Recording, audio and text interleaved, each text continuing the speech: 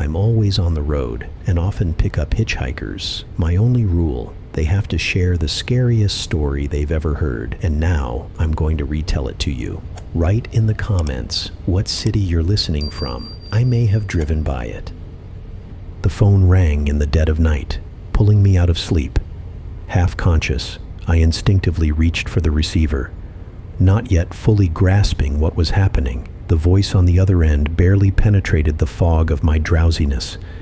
Like something far away, the sheriff informed me that my husband's body had been taken to the morgue and that I needed to come in for identification. Cold sweat immediately broke out across my skin, and a strange, oppressive premonition stirred inside me. After all, my husband was right here, lying beside me, and I knew it with absolute certainty. I lowered the phone and glanced over my shoulder. Michael lay beside me, breathing softly in his sleep. I asked the sheriff, an old friend from school, if he was sure he hadn't made a mistake. He replied, "Listen, Jesse, I've known you and your husband since high school. I'm telling you straight. It's him, and he's dead. I'm sorry for your loss." Suddenly, in the darkness, I heard a rustling. My husband Michael was awake. He sat at the edge of the bed, staring at me with a strange expression. His eyes gleamed with an unnatural coldness, and I felt a faint, unfamiliar fear creeping in. He asked what was going on, and gathering my strength, I quickly lied that my mother wasn't feeling well and that I needed to go. His gaze seemed empty, as if he didn't fully understand what I was saying. But he didn't object, just sat there, watching as I scrambled to gather my things. There was something unsettling, something indecipherable in that silence. It made me move faster. I ran into the night, the cool air instantly chilling my flushed face, and rushed to the car. I started the engine, pulled out of the garage, and picked up speed, ready to hit the road. But something made me stop for a moment and look back at our dark house standing in the shadows, casting a dark silhouette in the moonlight. And then I saw him. Michael was standing by the bedroom window, motionless, like a statue. His figure stood unnaturally straight, shoulders slightly hunched forward as if leaning closer to get a better look at me. He didn't blink, didn't move. A shiver ran through me, a feeling that this gaze wasn't my husband's, that something else entirely was watching me. The drive to the morgue passed in a blur, my mind spinning with 1,000 thoughts, a tangled ball of heavy fear and uncertainty coiling within me. I gripped the steering wheel tightly, my fingers numb from tension, but I couldn't allow myself to relax. "It's a mistake," I kept repeating to myself, trying to drown out the cold voice of doubt. Michael's home. I saw him. I spoke to him. This can't be real. Yet somehow, I kept driving forward, as if caught in a nightmare that wouldn't end until I confronted this brutal reality.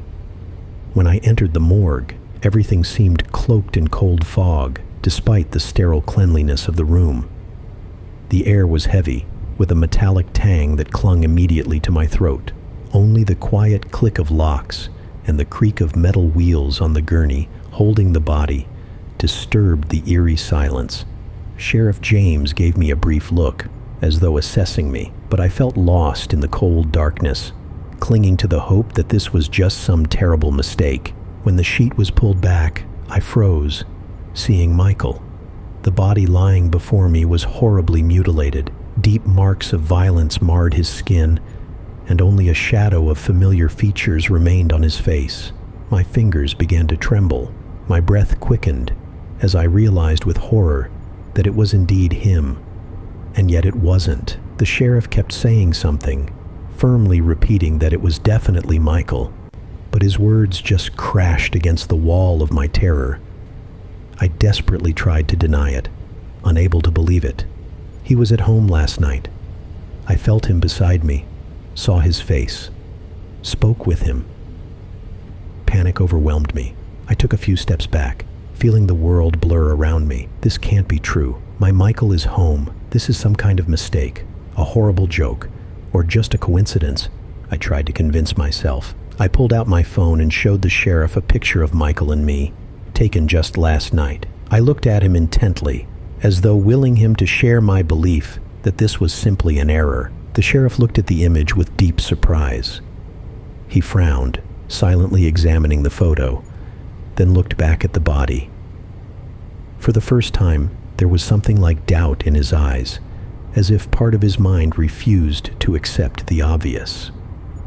"This man has been dead for at least 3 days," he said quietly, though the barely perceptible tremor in his voice betrayed his uncertainty. We both stood there, in that cold, damp room, silently trying to comprehend the impossible. After a long pause, we began searching for any logical explanation. It seemed we were ready to cling to even the most absurd possibilities. Maybe it was Michael's brother, someone who looked like him, someone who came looking for my husband and met a mysterious end. Maybe it was just a case of mistaken identity. But all of it felt far-fetched and almost senseless. I asked about a DNA test, hoping it would dispel all doubts, to determine who this person truly was.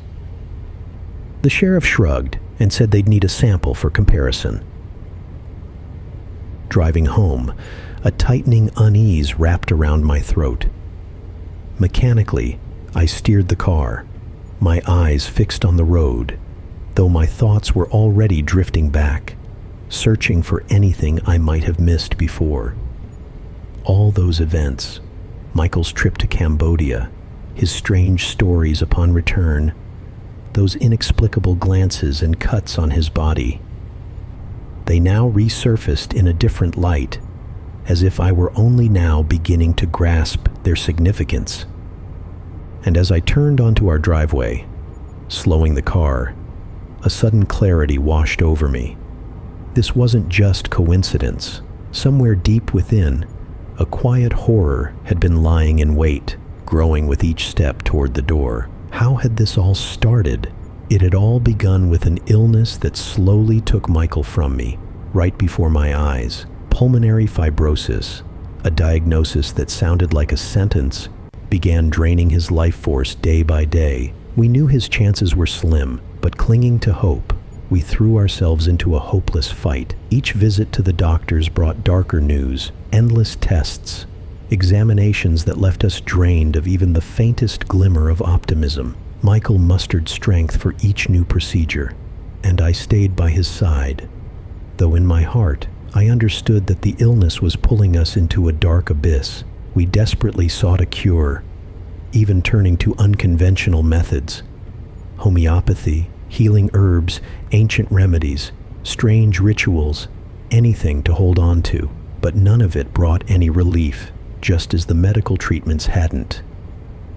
I watched as each month weakened Michael more, as the light in his eyes dimmed.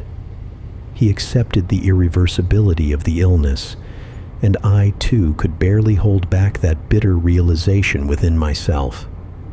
Just when we had nearly lost all hope, something strange happened. One evening, as we sat in silence, drained from yet another futile treatment, Michael stumbled upon an article online. It spoke of an ancient healing lake deep in Cambodia. According to legend, this place had miraculous powers, able to heal even those who had lost their last hope. It sounded like another tale for those desperate enough to grasp at any chance. But when Michael spoke of this lake, I saw a spark ignite in his eyes. He spoke with such desperation, and yet with such hope, that I could hardly bring myself to refuse him. "Maybe this is the last chance," he whispered, barely waiting for my response. We argued for a long time. I didn't want him going alone, tried to convince him I needed to be there. But Michael resisted, saying Cambodia was dangerous, and he didn't want me to risk it. He looked at me with a quiet sadness, and I realized he felt this was a personal battle, one he needed to face on his own. Michael set out almost immediately after we made the final decision. His figure, slightly stooped from fatigue, faded into the crowd at the station. and a feeling I couldn't explain arose within me, a strange, dreadful premonition, as if I were seeing him for the last time. I tried to shake off these thoughts, forced myself to stay calm, and at first, it even worked. Michael called whenever he could, telling me about the local scenery and people, sounding more collected than he had in months. Then one day, he simply vanished. At first, I thought he had lost access to communication, but hours turned into days, and my unease grew. I couldn't sleep, couldn't eat. Everything fell apart, with troubling thoughts ringing in my mind. I repeatedly called his phone, sent emails, tried to contact local hotels to leave a message somewhere, but it was all in vain. Each day the despair grew, and finally I decided I would have to go to Cambodia to find him. Just as I began planning the trip, I received a message from Michael. A brief call from an unknown number. His voice sounded as if from another world, slightly muffled and different than usual. But he said he would be home soon. My anxiety eased a bit, my heart filled with relief. He was coming back. He was alive. I could breathe again. I could finally relax. I was preparing to meet Michael at the airport, feeling both eager and anxious. Finally, I would see him again after this long, dangerous journey. But somehow, unexpectedly, he appeared at the doorstep on his own, without even letting me know. When I opened the door and saw him, I was frozen in place. I stared at his familiar features, which now looked entirely different. Michael, who had once been so frail and exhausted, stood before me, radiating health. His eyes sparkled. His face shone with a smile I hadn't seen in ages. His skin, once pale and drained, now had a fresh tone with a healthy flush. Unable to restrain myself, I rushed to him, hugging him, as if afraid he would disappear. Finally, all of it, the weight of illness, despair, and loneliness, would stay in the past. I inhaled his scent, felt the warmth of his body, no longer weak and cold, and my heart filled with relief. He was back, and most importantly, he was healthy. That evening, like old times, we settled on the couch in front of the TV, immersed in a quiet, peaceful space that breathed safety. Only the soft lights glowed in the corners of the room, creating a cozy half-light. I thought about his journey and how he had found this miraculous healing. I wanted to know more, to understand how it had all happened, as if that could lift the last traces of my anxiety. I asked him how the healing went and what he had seen there. For a moment, something changed in his gaze. A flash of something cold and foreign flickered in his eyes. In that second, he seemed like a complete stranger to me. His eyes suddenly cooled, and his features took on a distant, almost harsh expression. It happened so quickly that I didn't have time to say anything, but it had definitely happened. Michael quickly returned to his usual self, apologized, visibly flustered, and explained that he didn't want to talk about it right now because he was too tired. His voice was soft, but I couldn't shake the thought of what I had just seen. The next day, Michael and I decided to go for a walk. I remember holding my breath as he took the first step outside, unable to shake the feeling that this day was a real celebration. We walked down the street, hand in hand, and I noticed the looks from our neighbors, who seemed just as surprised as I was. They stopped us, genuinely astonished, congratulating Michael on his recovery, their faces brimming with joyful amazement. It was like a dream, one that even I couldn't fully believe in yet, but I couldn't help feeling overjoyed. The meeting with the doctor only reinforced this feeling. He studied Michael for a long time, carefully checked his breathing, took his pulse, and finally admitted that it was a genuine miracle. I heard that word, and I felt not only hope, but a true belief awaken in me that we had indeed beaten the illness. When Michael and I walked back to our house after the doctor's visit, I saw Mrs. Dale with her dog. That old Labrador had always been friendly and loved when we gave him treats, so I happily stopped, reaching for a snack. But this time, something was different. The dog froze, rooted in place, and stared at Michael intently. There was something different in its gaze, a mix of fear and aggression that I had never seen before. The moment Michael took a step closer, the dog began to growl, then bark wildly, its body trembling with tension. Mrs. Dale, flustered, tried to calm it, pulling it back on the leash, but the dog wouldn't stop, staring straight at my husband as if it saw a threat. The thought that even an animal sensed something different, something invisible to me, haunted me as we returned home. And as I was preparing dinner, Michael suddenly went into the living room. A few minutes later, I decided to check on him, expecting to find him dozing off in front of the TV. He looked so exhausted after that long journey, but when I peeked into the room, I froze in surprise. He was sitting in the armchair opposite the TV, motionless, like a statue. The screen was on, but Michael didn't even seem to see what was on it. His gaze was cold and empty, fixed on the screen. Yet he seemed to be looking right through it. A slight chill of fear ran through me, though I couldn't explain why. What's wrong with him? I thought, standing frozen in the doorway. There was something in that look, not just detached, but unusually indifferent, almost foreign. This was my Michael, yet at the same time, it felt like something else was inside him, something that had peered into his body and stayed there. But when he noticed me standing in the doorway, his gaze softened. He blinked, as if waking from a deep sleep, and smiled at me as he always did.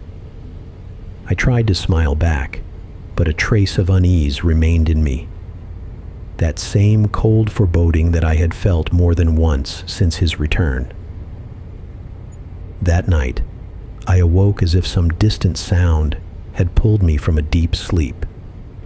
The room was thick with darkness, only pale moonlight seeping through the open window, casting thin, silvery streaks across the floor and walls.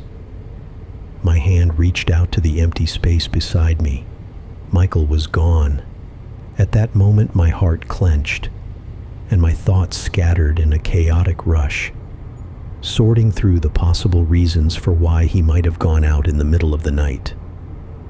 I held my breath, listening to the sounds outside. Something was off. I could feel it on an instinctual level. Through the open window, I heard heavy, muffled footsteps. They seemed to come closer and fade away simultaneously, like someone was walking slowly around the house.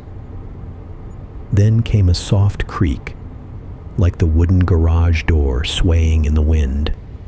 But there was no wind. My usually quiet, cozy home now felt filled with an invisible threat, seeping into every corner, every shadow. Carefully stepping on the cool floor, I silently slipped out of bed, gripping the doorknob in hesitation before finally stepping out. In the dim light of the hallway, I saw his figure standing at the bedroom door. Michael seemed different than usual. His hair was slightly damp, and there was a faint smell of soap, as if he'd just stepped out of the shower. But what caught my eye were the strange details, fresh dirt streaks on his pajama pants, mixed with clumps of grass. They clung to the fabric in dark patches, and the sight of them sent a strange heaviness into my heart. Michael calmly explained that he'd heard strange noises outside the window and decided to check if everything was all right. Finding nothing, he had come back and decided to freshen up. His voice sounded steady and casual, but I couldn't shake the odd feeling that beneath his words was something more, something he didn't want or couldn't say. The next morning, I noticed something was truly different with Michael. He acted as though certain things around him had become foreign or puzzling. We were getting ready to go grocery shopping, and when I got into the car, I saw him sitting in the driver's seat, just staring at the steering wheel. His hands lay on his knees, and his eyes looked straight ahead, as if trying to solve some mystery hidden in an ordinary vehicle. When I reminded him about the keys, he just shook his head and gave a small smile, as though acknowledging his own absent-mindedness. But it didn't feel like ordinary forgetfulness. It felt as if he had just realized, for the first time, what the keys were for. In the end, Michael insisted I drive, saying he was still a bit out of it from the trip. I reluctantly agreed, but something inside me whispered that it wasn't just fatigue. When we arrived at the supermarket, I felt even more unsettled. Michael walked between the shelves, looking around as if seeing the products for the first time. His gaze lingered on items that should have been familiar to him, but now appeared strange. He picked up a box of cereal he usually bought every week and examined it as though trying to remember what to do with it. A wave of unease washed over me, but I tried to stay composed and even decided to test him. Walking over to the produce section, I casually suggested buying asparagus, his favorite asparagus that he'd always hated and jokingly called rabbit food. I paused for a moment, holding my breath, waiting for his reaction.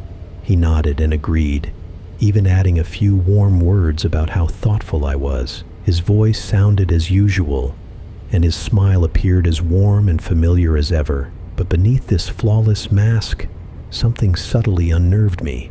His agreement to the asparagus felt wrong as a shadow cast on a bright, sunny day. Trying not to betray my discomfort, I focused on packing the groceries and avoided his gaze. But inside, fear grew, thick and cold. I couldn't shake the impression that the man now standing beside me was merely a shell of Michael, hollow and disturbingly unfamiliar. The next day passed with a slight tension in the air, but I tried to ignore the minor inconsistencies. Michael seemed a bit distant, as though he'd just returned from a long journey and needed to reacquaint himself with everyday life. There were several moments when he seemed not fully oriented with familiar things. He fumbled with the coffee machine as if he'd forgotten how to use it, or searched for something in a usual spot where it had never been. When I pointed it out, he just smiled, as though acknowledging his clumsiness, and joked that maybe he was getting old. But by evening, when he smiled that warm smile of his, I'd almost convinced myself that everything was fine. It was probably just the effects of a grueling trip, and in time, things would settle. At least that's what I thought until I got a call from the sheriff. Later, after what I had seen in the morgue, I needed to tell someone, anyone. Everything was jumbled in my mind. I couldn't believe or accept what was unfolding before my eyes. As soon as I'd rested a bit after a sleepless night, I called Amanda. She picked up, and upon hearing my voice, immediately suggested meeting at a small cafe nearby. I arrived quickly, my mind teeming with questions and fears. Michael wasn't home, and I nearly begged that he wouldn't find out about our meeting. The moment we sat down in the nearly empty cafe, I couldn't hold back and told Amanda about my worries. I started with Michael's return and how his behavior, though not overtly suspicious, kept unsettling me. Amanda listened, a slight, skeptical smile on her face. She thought I was exaggerating, that it was just a result of the stress I'd gone through during his trip. Maybe he just wanted to play a little prank on you, she suggested. But seeing me on the verge of tears, her expression softened. Amanda hugged me, trying to comfort me and promising that everything would be all right. She vowed to help, even offering to come with me to the sheriff if I couldn't find the strength to go alone. I understood that she didn't fully grasp what frightened me so much, but her support in that moment meant the world to me. Returning home after meeting Amanda, I felt a sense of relief. Finally, there was someone who knew my secret, who understood my fears. My friend assured me she wouldn't leave me to face this alone. Her words felt like a promise that we would find a solution together, and now I was waiting, expecting her to call or text. I held on to that expectation, believing she'd come up with something. She'd always been so strong and decisive, but the entire evening and into the next morning, Amanda was silent. Her silence began to weigh on me. I kept myself busy, checking my phone every few minutes, recalling our late-night conversation at the cafe and her promise to help. But from her, nothing. Just a growing chill in my chest, a creeping premonition that something was very wrong. Later, I stepped outside for some fresh air when Mrs. Grayson, my neighbor, approached me. She looked as flustered and excited as she always did when she had some hot news. But this time, her words hit me like a bolt of lightning from a clear sky. "Did you hear about your friend, Amanda? They found her body this morning on a nearby street. They're saying it's murder," she whispered, her gaze fixed on me, wary. I froze, paralyzed. My breath caught, and my heart hammered painfully against my ribs. It felt as though the ground had disappeared beneath me, and I nearly collapsed. Mrs. Grayson's words sliced through my mind, making it impossible to comprehend what any of this could mean. Only one thing was clear.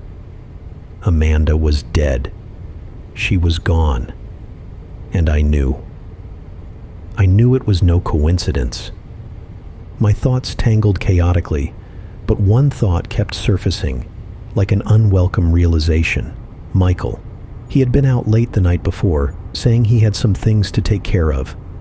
I barely paid attention, accustomed to his brief absences, but now, everything looked different. My heart tightened with fear, but I understood I couldn't stay silent any longer. Wasting no time, I dialed the sheriff's number and, steadying my voice, explained the situation, asking for a meeting. He replied in a measured, professional tone, setting a discreet location in the park where we could avoid prying eyes. I quickly devised a plan.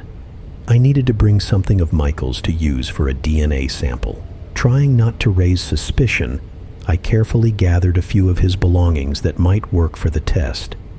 I remembered he'd left his toothbrush on the bathroom counter, and, in the drawer, one of his handkerchiefs he'd recently used. Quickly placing them in a small bag, I tucked it into my purse and headed for the door, saying I needed to pick up a few things at the store. Michael seemed unfazed. He was sitting in the corner of the living room, absorbed in his laptop screen. I left the house, trying not to look in his direction, and only felt my breath ease slightly once I was outside. The sheriff was already waiting for me in the park, leaning casually against a bench but with a serious look in his eyes. As I approached him, my hands clutched nervously at the bag with the collected samples. Handing it to him, I felt a cold sweat run through me. It was as if this step marked a point of no return. "I hope this helps," I whispered, swallowing my fear. The sheriff nodded and replied quietly that he would do everything he could. I didn't know how to explain my fear and suspicions, but deep inside, I already felt that uncovering this case would lead to terrifying discoveries. A few days after our meeting, his deputy came knocking at my door. The man standing there was stocky, but this time his expression held not just concern. He looked grim and confused, as though facing something inevitable.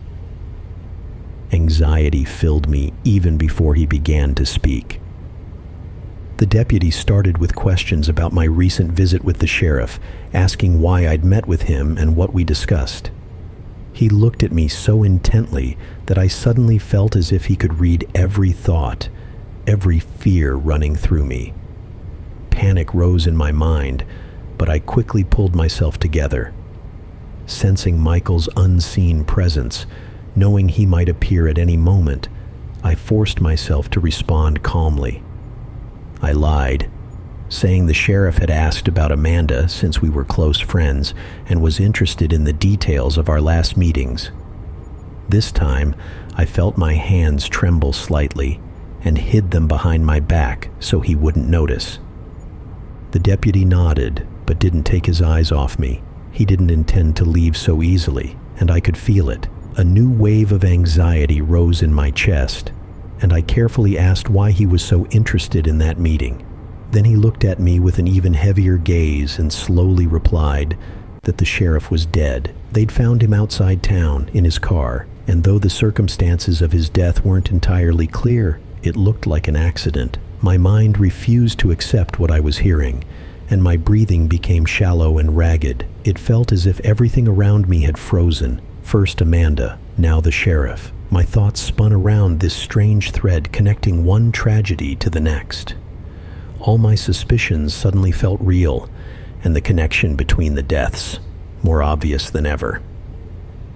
I stood there in silence, stunned by the realization, as though I had lost the ability to speak. The following morning, gathering my strength, I went to see the doctor who had examined Michael after his return. The clinic greeted me with its usual calm: pale gray walls, sterile lighting, the quiet hum of the air conditioning. Silence reigned, broken only by the muffled conversations of nurses and the occasional squeak of a chair. The doctor welcomed me with a restrained smile, trying to appear professional, but I noticed a slight furrow in his brow as I began asking my questions. He assured me that Michael was in perfect health. I listened to every word, trying to catch even the slightest shift in his tone, but his voice remained steady. Yet some of his words unsettled me. His organs are in excellent condition. It's as if he was never sick. Frankly, it's remarkable. All his results are clear, without any signs of damage. And then, as if offhandedly, he added,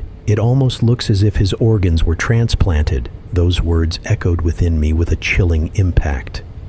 A senseless yet unshakable conviction seized me that this wasn't Michael. A coldness gripped my chest while the doctor, as if oblivious, continued talking, though I no longer heard his words. Hastily saying goodbye, I left his office, barely able to feel my legs beneath me. From that moment, I couldn't bring myself to go home. I wandered the city for hours, losing track of time, stopping only briefly to catch my breath. The day was overcast, the sky heavy with clouds, and a light drizzle brushed gently against my skin. My thoughts kept circling back to the doctor's words, as though every part of my mind was anchored to them. As evening approached, I still felt a lingering unease. When I returned to the hospital, passing it on my way home, I noticed unusual activity in the parking lot. Amid the muted evening light, I saw 3 police cars, their flashing blue and red lights piercing the darkness. Among the small crowd, nurses, doctors, and curious passers-by, I caught sight of police officers in dark jackets. They were all standing close together, discussing something in low voices. Something inside compelled me to get closer. My legs carried me toward the hospital parking lot, where the red and blue lights of the police cars flickered on the pavement. There, in a dark puddle on the asphalt, lay a body. It was the doctor who'd looked me in the eye just yesterday and told me about Michael's miraculous physical changes. Now his vacant eyes stared into the void, his arms splayed out to his sides, unnaturally pale. I couldn't get any closer. They held me back. But what I'd seen was enough to ignite a burning dread in my chest. 3 deaths in just a few days, and I was beginning to understand that all of them were tied to a single threat, the one who was pretending to be Michael. When I finally returned home, the feeling of dread only intensified. Everything around me seemed suspicious, even the silent walls of my own house. I quietly opened the door to the living room and froze, seeing Michael with some strange men sitting on the couch. They all looked eerily similar to one another, like copies, not just in appearance, but in their stillness and the identical expressions on their faces. They sat there, staring intently at the blank TV screen, as if seeing something hidden in the darkness. A chill crept over me at this strange sight. Trying to remain unnoticed, I quietly and quickly moved toward the kitchen. But I hadn't even taken a step before I heard a synchronized, dull rustling. Their footsteps, heavy and slow, silenced my breath, and I pressed myself against the wall, watching from the corner of my eye. They rose and, in an unnervingly casual manner, began exchanging odd remarks about a great game they had supposedly watched. But the TV had been off the entire time. This dissonance, this sense of inexplicable menace, only amplified my fear. The moment the door closed behind them, I broke from my spot and rushed to the bedroom. I couldn't stay here any longer. Something terrible was happening with Michael. I knew it now for certain, and I knew I couldn't live with it. My Michael, the real Michael, had been gone for a long time, and in his place was something foreign. My heart raced as I hurriedly packed my belongings into a travel bag. I only needed the essentials, I thought, just the bare necessities. The plan was simple yet terrifying. I'd tell Michael I was going to my mother's, but instead, I'd disappear for good. I was nearly done packing when the door suddenly opened. A cold shock of fear ran through me as I saw Michael standing there, watching me. His gaze was piercing, unyielding. He asked where I was going, words stuck in my throat. And finally, forcing myself to speak, I replied that I was going to my mother's. My fingers trembled, and the sweater I was clutching slipped to the floor. I bent down to pick it up, but before I could, I felt his hands grasp me from behind. His touch was cold and unyielding, his hands gripping me like steel clamps, holding me immobile. He leaned in, his face far too close, and his whispered words in my ear froze me in place. "I need you here. You're mine. And if you're so worried about your mother, we could send her to keep Amanda company." My body went numb, and my heart felt like it was about to burst from my chest. It was a threat he didn't even bother to disguise. There was no longer any doubt. This person, this Michael, was dangerous. The next evening, sitting in the silence of an empty house, I found myself listening for every sound outside, every rustle beyond the window. Michael had warned me again before he left that he expected to see me here when he returned. And mentally, I could already feel the invisible chains tightening around me.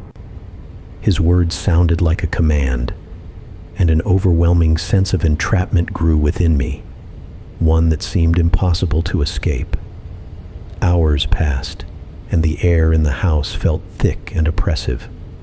When there was a knock at the door, I flinched. Cautiously approaching, I peered through the small window.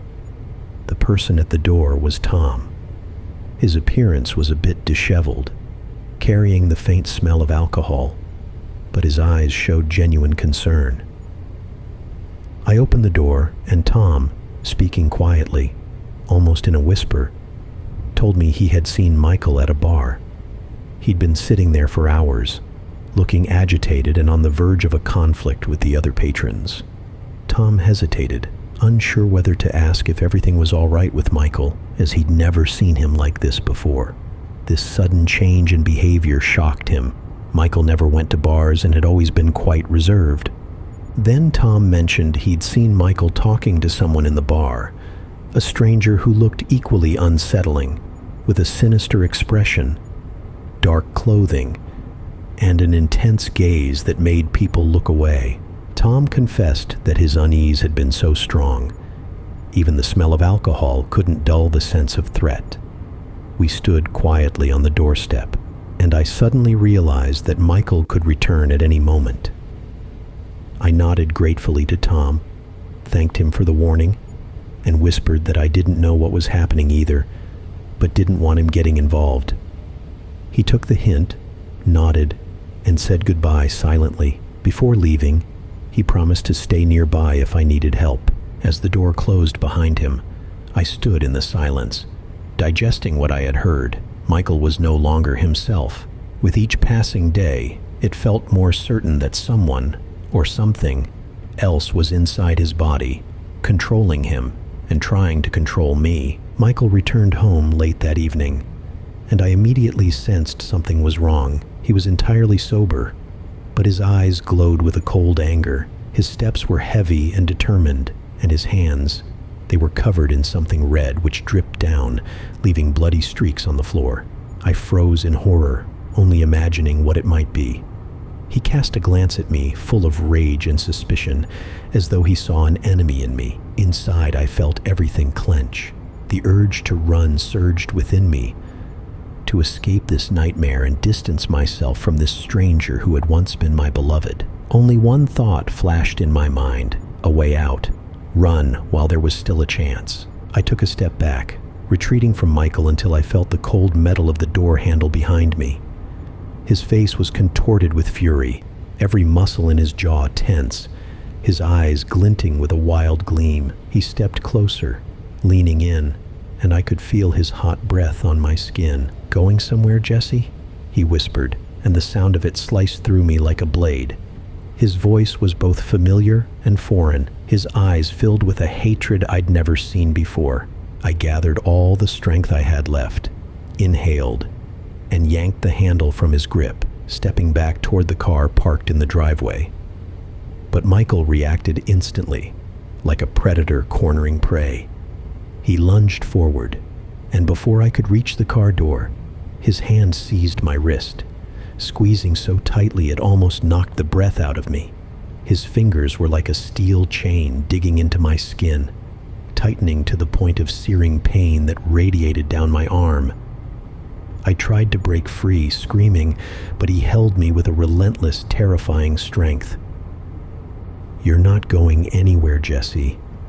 You're mine," he said coldly, smiling like a predator savoring his catch.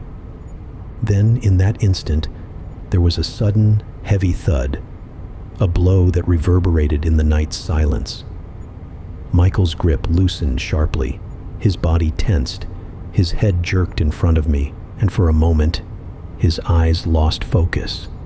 He took a half step forward, as if trying to maintain balance, and then abruptly collapsed, falling like a heavy sack onto the driveway. Stunned, I looked up to see who had stood behind him, holding a raised metal pipe.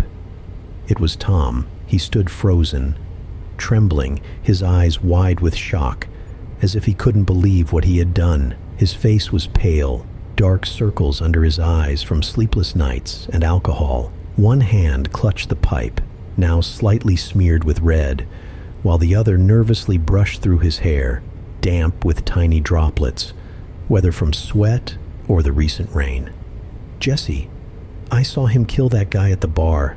I couldn't just stand by and do nothing to help you," Tom whispered, his breath heavy. His voice trembled, and I sensed not only fear in it, but also shame. A shame born from the fact that his only salvation from that fear had come through a brutal act, one that freed us both from an even greater horror. Wasting no time, I rushed to the car. Tom, glancing around, stepped over Michael's body and slid into the passenger seat, leaving the pipe behind on the driveway, as though the object itself needed to be left behind like an incriminating witness. I started the engine, ignoring all safety precautions, and we sped off, leaving the darkened house far behind.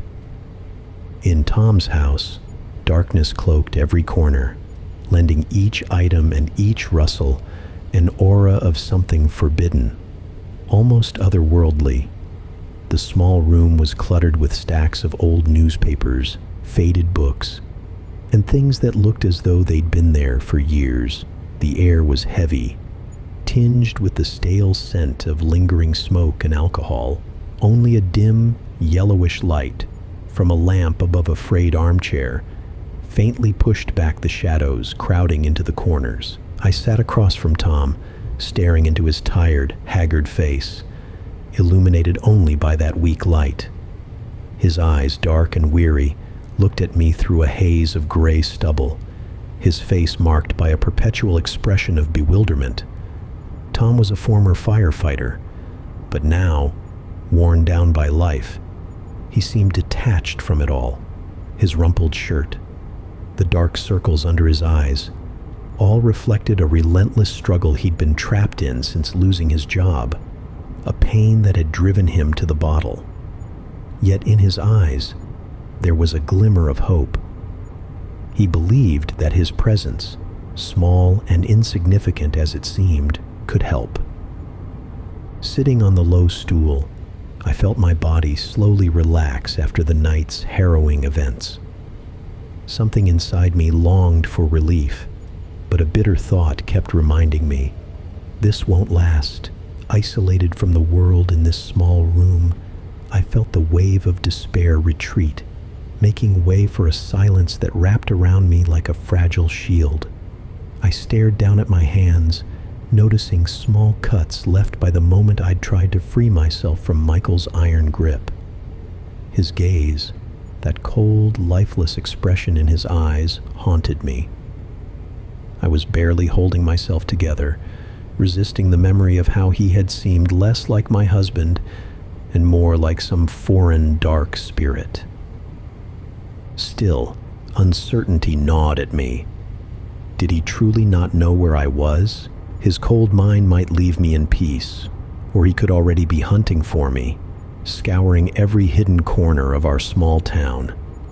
I tried to distract myself, telling myself that I now had a chance to find safety, but this realization was as fleeting as my ability to stay here indefinitely. Deep down, I knew that Michael, however impossible it seemed, wouldn't leave me alone. At last, I stood up, gathering all my strength. Tom looked at me carefully, as if reading my thoughts, and nodded in silent agreement. He understood that I needed to go back to that house to solve the mystery weighing on me as heavily as Michael's hands had on that fateful night. Tom and I set out together, though the road seemed unusually long and fraught with tension. Everything around us felt strangely silent, as though nature itself was holding its breath. The familiar, ordinary road took on a menacing quality as we neared the house. The small two-story building loomed in the darkness, with no lights visible inside. A wave of fear swept over me, but I focused on my goal, to uncover the truth. Tom and I cautiously approached the front door. I gestured for him to stay back, and then quietly took out my keys and unlocked the door. Inside, there was an absolute stillness, with only distant shadows flickering on the walls. Moving past the living room, I slipped down the hall, my heart pounding furiously. Surprisingly, the bedroom was immaculate, everything neatly arranged, the bed perfectly made. I quickly crossed to his dresser and found his notebook, a thin black journal left carelessly on the surface. I picked it up, feeling a slight tremor in my hands. Flipping through the pages, I noticed how his handwriting changed. It started out neat, then gradually became messy and erratic. Strange symbols and fragmented phrases appeared in the text, like some twisted mixture of cryptic signs and incomprehensible words. The entries began as ordinary notes about his trip to Cambodia, but the further I read, the more disturbing the words on those yellowed pages became. Among the entries was a reference to a place with a strange name, the Valley of Doubles, followed by a description of it. According to ancient beliefs, this place could steal a soul or shadow and replace it with something else, some ancient entity yearning to break into our world. I read these lines, feeling a creeping coldness fill my entire body. He wrote that the place was fraught with danger, that any mistake during the ritual could have horrific consequences, unleashing a soulless darkness that would consume the one who violated sacred rules. I froze, absorbing these words, and then noticed something chilling. Crimson stains marked the edges of the pages. They weren't just stains, but seemed embedded in the very fibers of the paper, like congealed blood soaked into the sheets, stubbornly clinging to the pages. A faint metallic odor, almost preserved within the book, rose as I ran my fingers over the paper, making those blood-red marks look even more sinister. Several pages contained strange notes about people I didn't recognize and even about our home, but the writing seemed distant and eerily foreign. A growing sense of dread filled me, and suddenly, I knew I had to call my mother. I just needed to hear her voice, even though I couldn't admit it to myself. Deep down, I felt an urgent need to confirm she was okay. Tom watched me in silence as I carefully dialed her number. My heart pounded so loudly I thought he might hear it. The anxious rings stretched on, as though waiting for something terrible. I gripped the phone tighter, feeling sweat form on my palms. Finally, I heard her familiar voice. "Sarah, what's wrong, dear?" The relief I felt was immeasurable. It was as if that voice could drive away all the darkness that had settled in my heart. But then I noticed something small, something subtle, like a shadow that crept between us. Her voice was as gentle as always, yet there was a barely detectable hint of coldness, a foreign undertone. My heart clenched, but I forced myself to believe it was only the echo of my own fears. To reassure myself, I decided to ask her a simple question, one we always discussed casually, a question only my mother would know the answer to. "Mom, did you finally replace the bathroom door?" I asked, feigning a lighthearted tone, though inside my whole body tensed in anxious anticipation. "Yes, I did. I have new glass doors now," she replied without hesitation, her answer unnaturally quick. A wave of cold horror washed over me. Glass doors. My mother never had a shower stall. She had always used her old cast-iron bathtub and even laughed off my suggestions to replace it. She used to call that bathtub the only antique worth trusting. I inhaled so deeply it felt like my lungs might burst. That voice, that answer, it was fake, meticulously imitated, but I would have believed it if I hadn't known that small detail. I slowly lowered the phone, each movement echoing the realization that there was no longer any doubt. My mother was gone. The mention of glass doors, the cold voice mimicking her familiar tone, it all confirmed the terrifying truth I had dreaded. Michael had warned me, but I hadn't wanted to believe it, still clinging to the last illusions that something from my old life remained real. I sank onto the bed, and a quiet, hollow sob escaped from deep within my chest. Tears welled up one after another, blurring everything around me, leaving only the raw agony and an unbearable rage. Images of my mother flooded my mind. Her smile, her sighs of exasperation whenever I tried to convince her to update the apartment to replace that old cast-iron tub. She used to laugh, saying it was the only thing she could rely on, and now she was gone. Guilt hung over me like a dark cloud, suffocating every breath. And then there was the rage, a bitter, searing anger that made my hands tremble and fists clench. This thing that had killed my mother, that wore Michael's face, was trying to destroy everything I held dear. I couldn't bear its presence anymore. Couldn't allow this monstrous entity to touch what had once been my life. It had to be stopped, torn apart, destroyed. I sprang up from the bed, clutching Michael's journal, and looked at Tom. He understood everything without a word. He must have seen the fire igniting in my eyes. He knew I wouldn't stop, couldn't stop, until this nightmare was over. Together, we hurried out of the house, closing the door as if sealing off the past. Now there was only one path: to confront this demon and end it once and for all. Back at Tom's house, the sense of urgency only grew stronger. I held the journal, feeling its weight in my hands as if it contained not just words, but an unseen darkness that had seeped into our lives, spreading through every corner, threatening our entire reality. Sitting at Tom's old computer, I started searching online for anything that could shed light on the strange notes in the journal.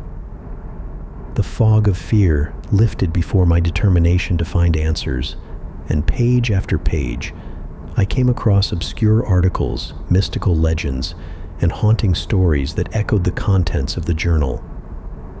But one article, in particular, caught my attention. It was written by a former journalist who, a few years ago, had tried unsuccessfully to bring attention to a place locals considered terrifying. His words had the urgency of someone who had seen something horrific and wanted to warn others.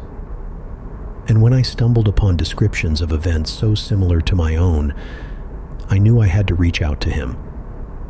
Within minutes, I found his contact information.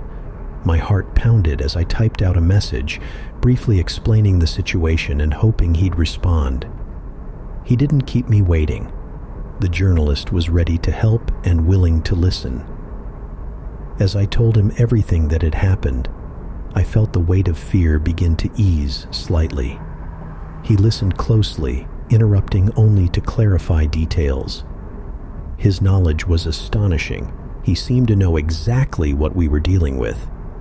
During our conversation, he told me of an ancient ritual that could banish an entity that masquerades as a loved one. The journalist explained that the ritual required any body of water, an area deep enough to conduct the rite. According to legend, water had a unique property that could bind and trap dark forces that inhabited human forms, turning it into a prison for the unclean spirit. After his explanation, one thought crystallized in my mind. I had to find a way to lure Michael to the lake. This would be more complicated than simply meeting him somewhere.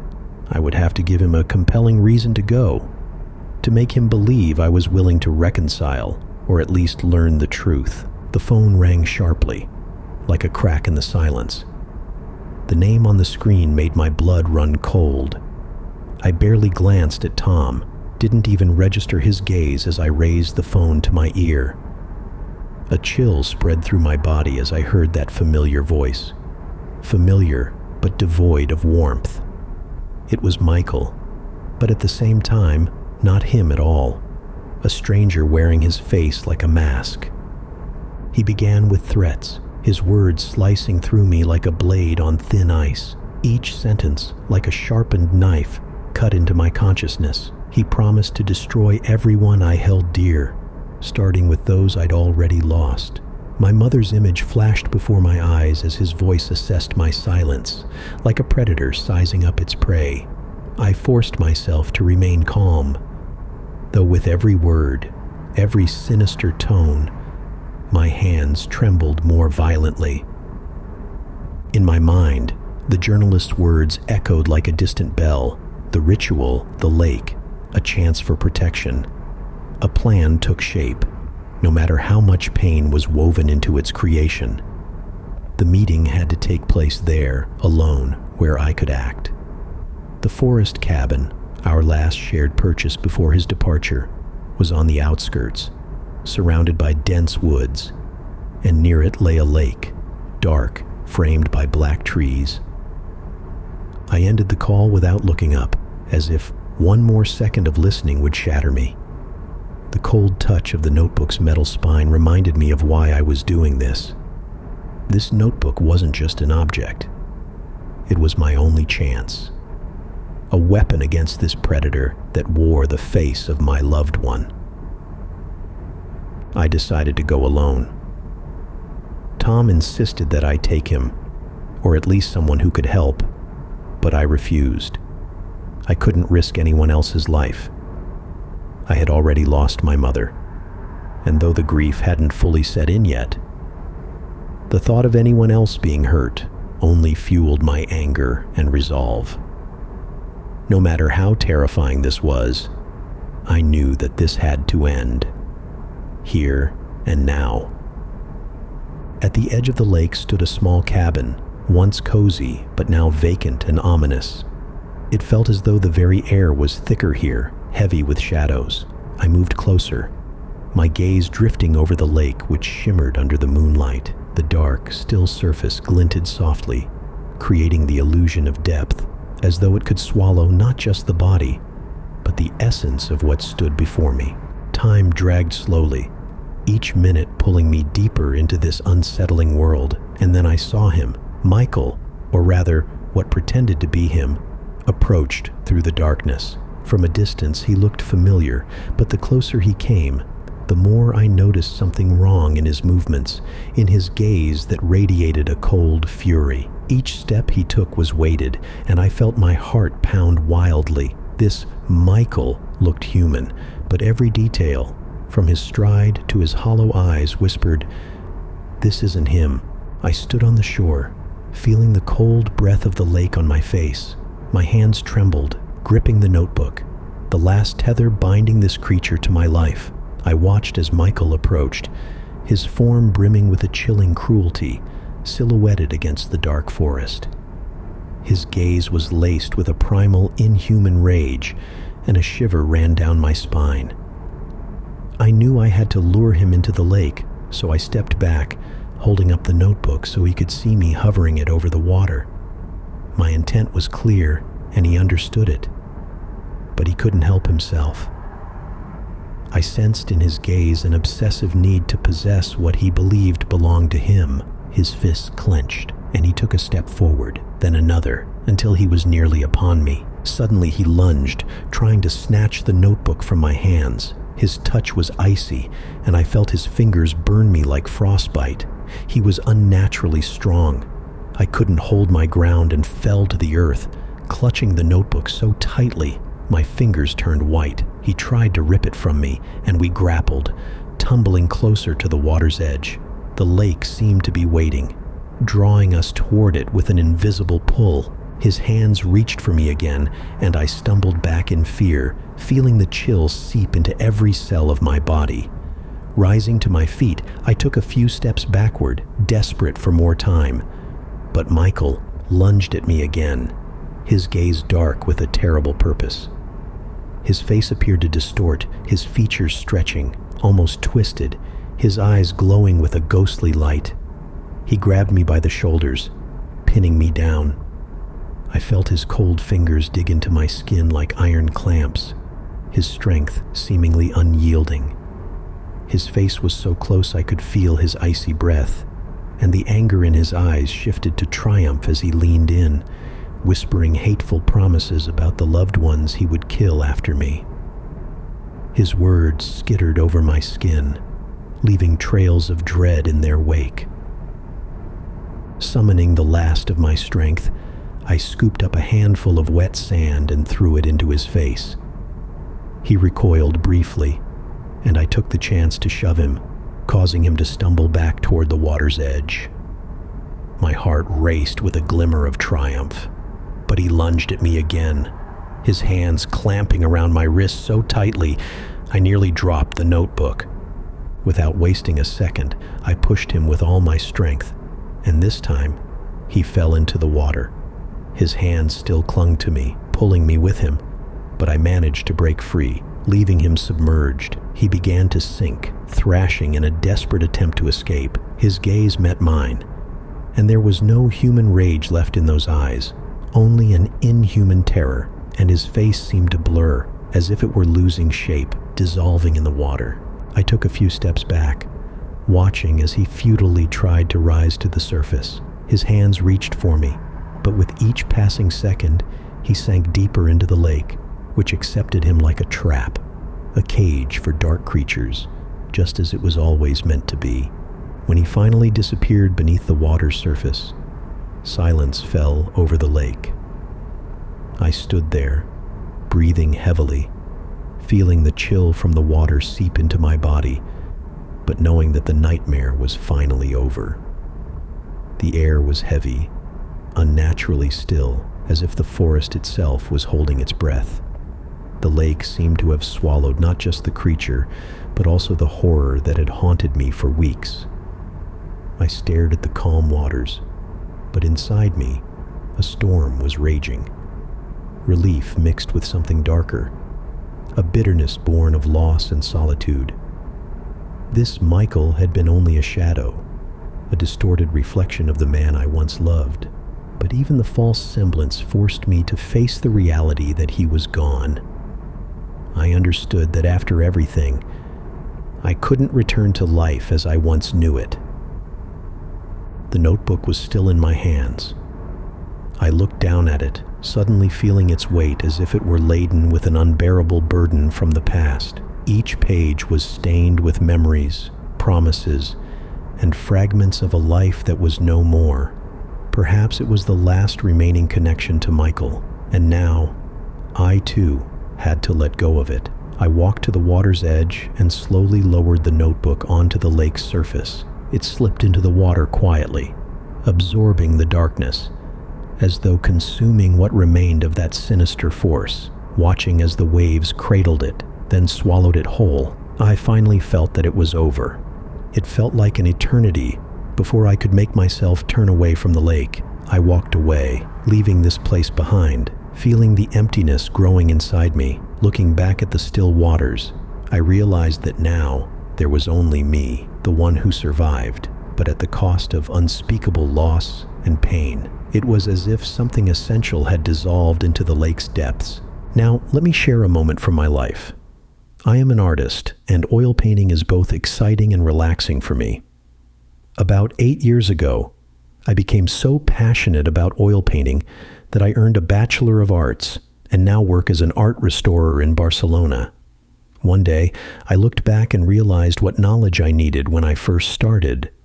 So I prepared an intensive course of 14 visual and practical lessons for you. No talking heads or unnecessary chatter, just rich content that is immediately applicable in practice, all for the price of 1 day of car rental. Art therapy is a great way to cope with your anxieties. Link in profile or description.